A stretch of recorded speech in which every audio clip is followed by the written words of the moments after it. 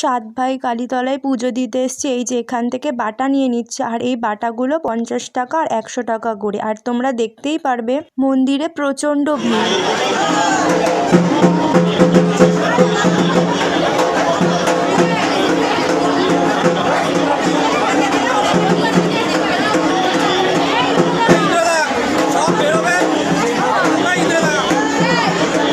আমাদের পুজো দেওয়া হয়ে গেছে, এবার এসছি আমরা এই নদীর কাছে। এই নদীটির নাম হলো ইছামতি নদী।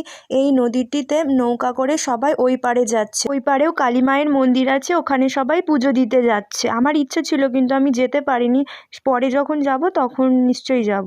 চলো এবার তোমাদের পুরো মেলাটা ঘুরে দেখায়। আর দেখো কত লোকজন, আর প্রচুর দোকান বসেছিল। আর মেলাটা যতটা পেরেছি ঘুরেছি। আর জেঠিমা এখান থেকে একটা ঠাকুরের ছবি নিয়েছে, আর আমার জায়গাটা ভীষণ ভালো লেগেছে। এরপর আমি একটা কানের দোকানে এসেছিলাম। তো দেখো এই দোকানে প্রচুর কানের রয়েছে, আর সব কানেরগুলোই খুব সুন্দর। এখান থেকে আমি একটা ছোট্ট কানের নিয়েছি। কানেরগুলো এত পছন্দ হয়েছিল, মনে হচ্ছিল দোকানটা ধরে পুরো নিয়ে নিই। আর আমি ফার্স্ট টাইম গেছিলাম এবার। এরপর মেলা থেকে কিছু টুকিটাকি জিনিস কিনেছি। তারপরে খুব খিদে পেয়ে গেছিলো, আর মেলা থেকে কোনো খাবার খাইনি, কারণ এখানে খিচুড়ি প্রসাদ দিচ্ছিল।